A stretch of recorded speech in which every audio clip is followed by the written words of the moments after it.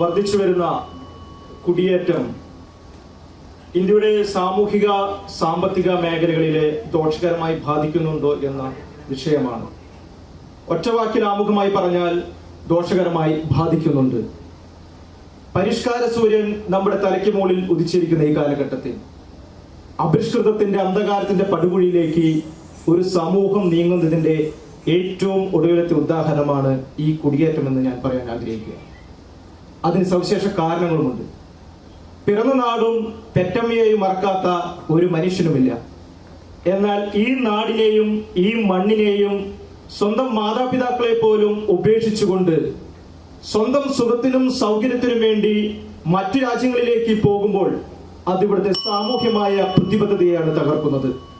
സാമൂഹ്യപരമായി, സാമ്പത്തികമായി, സാംസ്കാരികപരമായി, കാർഷികപരമായി, പ്രത്യേകിച്ചും ക്രൈസ്തവ സഭയെ സംബന്ധിച്ചിടത്തോളം ഇത് ദോഷം തന്നെയാണ്. സമയം കഴിഞ്ഞ് നെക്സ്റ്റ് പേഴ്സൺ. യുവതലമുറ. Your time starts now. യുവതലമുറയുടെ വർദ്ധിച്ചു വരുന്ന കുടിയേറ്റം നമ്മുടെ രാജ്യത്ത് നിലനിൽക്കുന്ന സാമ്പത്തിക വ്യവസ്ഥിതിക്ക് ഒട്ടും തന്നെ വെല്ലുവിളിയാവുന്നില്ല. വിശുദ്ധ മർക്കോസിന്റെ സുവിശേഷം 16-ാം അധ്യായം 14-ാം വാക്യം ഇപ്രകാരമാണ് പറയുന്നത്: നിങ്ങൾ ലോകമെങ്ങും പോയി സകല സൃഷ്ടികളോടും സുവിശേഷം പ്രസംഗിക്കുവിൻ. അതെ, യേശു ക്രിസ്തു നമ്മോട് ആഹ്വാനം ചെയ്യുന്നത് ലോകമെങ്ങും പോയി സകല സൃഷ്ടികളോടും സുവിശേഷം പ്രസംഗിക്കുവാനാണ്. അതുകൊണ്ട് യുവതലമുറ ക്രിസ്തുവിന്റെ അനുയായികളായി മാറിക്കൊണ്ട് കുടിയേറ്റം നടത്തുമ്പോൾ ഒരിക്കലും അതൊരു നഷ്ടമാവുകയല്ല. കുടിയേറ്റം എന്ന് പറയുന്നത് മനുഷ്യ സഹജമാണ്. ഗുഹജീവിതം നയിച്ചിരുന്ന ആദിമ മനുഷ്യൻ കേരളത്തിലെത്തിയപ്പോൾ ഇടുക്കിയിലേക്കും മലബാറിലേക്കും കുടിയേറി. പിന്നീട് അവൻ കുടിയേറിയത് മറ്റുള്ള വിദേശ രാജ്യങ്ങളിലേക്കാണ്. ഇത് നമ്മുടെ ഇന്ത്യയുടെ പുരോഗതിയിലേക്കാണ് നയിക്കുന്നത്, സാമ്പത്തിക വെല്ലുവിളിക്കല്ല നയിക്കുന്നത്. സമയം കഴിഞ്ഞു. Next level. Your time starts now.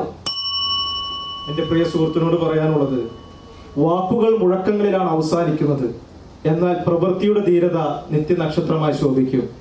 ഭാരതമേ നിൻ രക്ഷ നിൻ മക്കളിൽ എന്ന് ജോൺ പോൾ രണ്ടാമൻ മാർപ്പാപ്പ ഇന്ത്യ സന്ദർശനത്തിൽ എത്തിയപ്പോൾ ഇവിടുത്തെ യോജനകൾ പറഞ്ഞത് സുഹൃത്ത് മറന്നുപോയോ? എന്തുകൊണ്ടാണ് ഈ കുടിയേറ്റം ഇന്ത്യയെ ദോഷകരമായി ബാധിക്കുന്നത് പറയുമ്പോൾ നമ്മുടെ സാമൂഹ്യപരമായ അന്തരീക്ഷത്തിൽ മാതാപിതാക്കൾ അത് ബാധിക്കുന്നില്ല.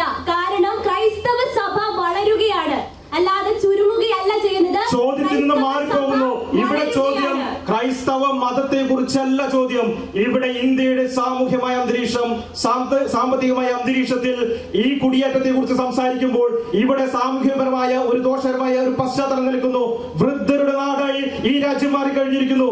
ഇന്ത്യയിൽ ജനിച്ചിട്ടും വിദേശ രാജ്യങ്ങളിലേക്ക് സ്വന്തം സൗകര്യത്തിന് പോകുമ്പോൾ എന്തുകൊണ്ടാണ് ഇവിടുത്തെ സാമ്പത്തിക ഭദ്രതയും മാതാപിതാക്കളെ കൈപിടിച്ചു നടക്കുന്ന യുവജനങ്ങളും ഉണ്ട്.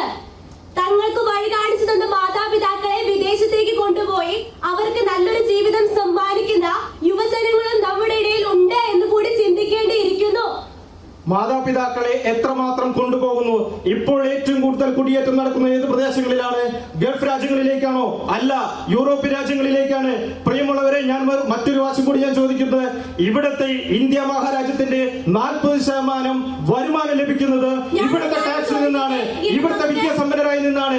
ഈ ടാക്സ് മറ്റു രാജ്യങ്ങളിൽ പോയി അവിടെ വീട് വാങ്ങാനും അവിടെ സമ്പത്ത് സൃഷ്ടിക്കാനും ശ്രമിക്കുമ്പോൾ തകരുന്നത് ഇന്ത്യയുടെ സാമ്പത്തികമാണ്, ഇന്ത്യയുടെ സാംസ്കാരികമായ നിലയങ്ങളാണ്.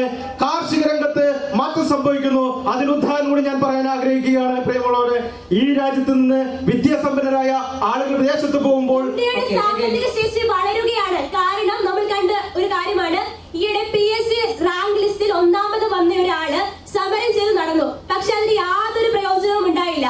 ഒരു പക്ഷെ അദ്ദേഹത്തോട് PSC റാങ്ക് ലിസ്റ്റിൽ കയറാൻ പറ്റില്ല, വണ്ടി ഓടിക്കാൻ പറഞ്ഞു എന്ന് വെച്ചോ, അദ്ദേഹത്തിന് ഡിഗ്നിറ്റി അതിന് സംഭവിക്കില്ല. അപ്പോൾ അദ്ദേഹം അവിടെ കൂടുമ്പോൾ, അങ്ങനെയുള്ള യുവജനങ്ങളുടെ നിരക്ക് കൂടുമ്പോൾ ഡിപ്പെൻഡന്റ് റേഷ്യോ ആണ് കൂടുന്നത്. ഡിപ്പെൻഡന്റ് റേഷ്യോ കൂടുമ്പോൾ അത് നമ്മുടെ സാമ്പത്തിക സ്ഥിതിയെ വളരെ നെഗറ്റീവായിട്ടാണ് ബാധിക്കുന്നത്. സാമ്പത്തിക രംഗം ജനിച്ചു വളരുന്ന ഒരു കുട്ടിക്ക് 1 ലക്ഷം എന്ന കടത്തിലേക്ക് നമ്മുടെ ഈ കൊച്ചു സംസ്ഥാനം മാറുമ്പോഴാണ് സാമ്പത്തികമായ മുന്നോക്കത്തെ കുറിച്ച് എന്റെ പ്രിയ സംസാരിക്കുന്നത്. വണ്ടി ഓടിക്കാൻ പറഞ്ഞു പോയില്ല, അതേ യുവാവിനോട് പറയുകയാണ്, യൂറോപ്പിൽ പോയി ഞങ്ങളൊരു ഡ്രൈവർ ആവാൻ, ഒരു വർക്ക്ഷോപ്പിലെ മെക്കാനിക്കൽ ആവാൻ പറഞ്ഞ യാതൊരു കൊടുക്കുന്നത്. അപ്പോൾ സംഭവിക്കുന്നത് എന്താ? സ്വന്തം മാതാപിതാക്കളെ നോക്കുകയാണ്. ഡിപ്പെൻഡന്റ് റേഷ്യോ യൂറോപ്പിൽ പോകുന്നവരും അതുപോലെ തന്നെ വിദേശ രാജ്യങ്ങളിൽ പോകുന്നവരും അറേബ്യൻ രാജ്യങ്ങളിൽ പോകുന്നവരുടെ നാണയശേഷി കൊണ്ടാണ് ഇന്നുള്ള ഈ കേരളം പടുത്തുയർത്തിയത്. കേരളം സുന്ദര ഗ്രാമങ്ങളായി മാറിയത് അറേബ്യൻ രാജ്യങ്ങളിൽ പോയ ഈ നാട്ടിലെ നല്ലവരായ ആളുകളാണ്. യൂറോപ്യൻ രാജ്യങ്ങളിലേക്ക് കുടിയേറ്റം എന്ന് പറഞ്ഞാൽ അവർ തിരിച്ചു വരുന്നില്ല. അവർ അവരുടെ സാമ്രാജ്യം സൃഷ്ടിക്കപ്പെടുകയാണ്. അവർ അവരുടെ എന്നിലേക്ക് ഒതുങ്ങുക എന്നുള്ള ആ വലിയ തത്വം തന്നെയാണ് യൂറോപ്യൻ രാജ്യങ്ങളിലേക്ക് മാറുന്നതിന്റെ ഏറ്റവും കൂടുതൽ ഉദാഹരണം. നമുക്കറിയാം, നവമാധ്യമങ്ങൾ വളർന്നുകൊണ്ടിരിക്കുകയാണ്. അവിടുത്തെ ടെക്നോളജി പഠിച്ചതിന് ശേഷം ഇവിടെ വന്നത് ഉപയോഗിച്ച് എഡ്യൂടെക് കമ്പനികൾ തുടങ്ങുന്ന ഒരുപാട് യുവജനങ്ങൾ ഉണ്ട്. അപ്പോൾ നമ്മുടെ സാമ്പത്തിക ശേഷി വളരുകയാണ്, അല്ലാതെ കുറയുകയല്ല. നമ്മുടെ രാജ്യത്തും നമ്മുടെ സംസ്ഥാനത്തും ഈ രാജ്യത്ത് നിലനിൽക്കുന്ന സംവിധാനങ്ങൾ അനുസരിച്ച് പഠിക്കാനും വളരാനും അവന് ചിന്തിക്കാനും കഴിയുന്ന തരത്തിലേക്കുള്ള വിഭവശേഷിയുണ്ട്. IIT-കളുണ്ട്, എത്രയോ സംരംഭങ്ങളുണ്ട്. IAS-കാരും IPS-കാരും സൃഷ്ടിക്കപ്പെടുന്നത് വിദേശ രാജ്യങ്ങളിൽ നിന്നല്ല, അത് ഇന്ത്യയിലുള്ളവരിൽ നിന്നാണ്. ഈയിടെ JB കോശി കമ്മീഷന്റെ ഒരു ഉത്തരവ് വന്നിട്ടുണ്ടായി. 80:20, അതായത് 20% മൈനോറിറ്റീസിന് മാത്രമേ സ്കോളർഷിപ്പ് ഉള്ളൂ. ബാക്കിയുള്ള 20% എന്ന് പറയുന്നത് ക്രൈസ്തവരാണ്. ബാക്കിയുള്ള 80% അന്യമതസ്ഥർക്കാണ്. പിന്നെ ഇവിടെ നിന്നുകൊണ്ട് എന്ത് പ്രയോജനമാണുള്ളത്? ഇവിടെ താങ്കൾ പറയുകയുണ്ടായി നല്ല വിദ്യാഭ്യാസം ഓഫർ ചെയ്യുന്നുണ്ടെന്ന്. പക്ഷെ ഓഫർ ചെയ്യുന്നില്ല. അതുകൊണ്ടാണ് അവർ പുറത്തേക്ക് പോകുന്നത്. അവിടെയുള്ള വിദ്യാഭ്യാസ നയങ്ങൾ കണ്ടു പഠിച്ച് ഇതിവിടെ കൊണ്ട് ആവിഷ്കരിക്കുന്ന ഒരുപാട് യുവജനങ്ങളുണ്ട്. അത് തന്നെയാണ് ഞാനും പറഞ്ഞത്. ഇവിടെ നിങ്ങൾ പറഞ്ഞ മൈനോറിറ്റി, ഈ ന്യൂനപക്ഷം, നിങ്ങൾ ഈ വോട്ടെടുപ്പിന്റെ ഇത് നോക്കൂ. എറണാകുളം, തൃശ്ശൂരും ഇടുക്കിയും കോട്ടയം വോട്ടിംഗ് പെർസെന്റേജിൽ 20% കുറവാണ്. എന്താണ് സംഭവിച്ചത്? ഇവിടുത്തെ ന്യൂനപക്ഷങ്ങൾ എന്നോട്ട് ചേക്കേറി. ആർക്കാണ് ദോഷം? സഭയ്ക്ക് ദോഷം. ഇത് തന്നെയാണ് പറഞ്ഞത്. സഭയ്ക്ക് ദോഷം, ക്രിസ്തീയ സഭയ്ക്ക് ദോഷം തന്നെയാണ്. ഇന്നത്തെ മത്സരത്തിൽ എത്ര രൂപതകളുണ്ട്? രൂപതകളിൽ നിന്ന് എത്ര ആളുകൾ പങ്കെടുത്തു? അവരെല്ലാവരും മറ്റു രാജ്യങ്ങളിലേക്ക് പോയിരിക്കുകയാണ്. ഉപയോഗിക്കുക എന്നത് ഒരു വ്യക്തിയുടെ സ്വാതന്ത്ര്യമാണ്. സമയം കഴിഞ്ഞു.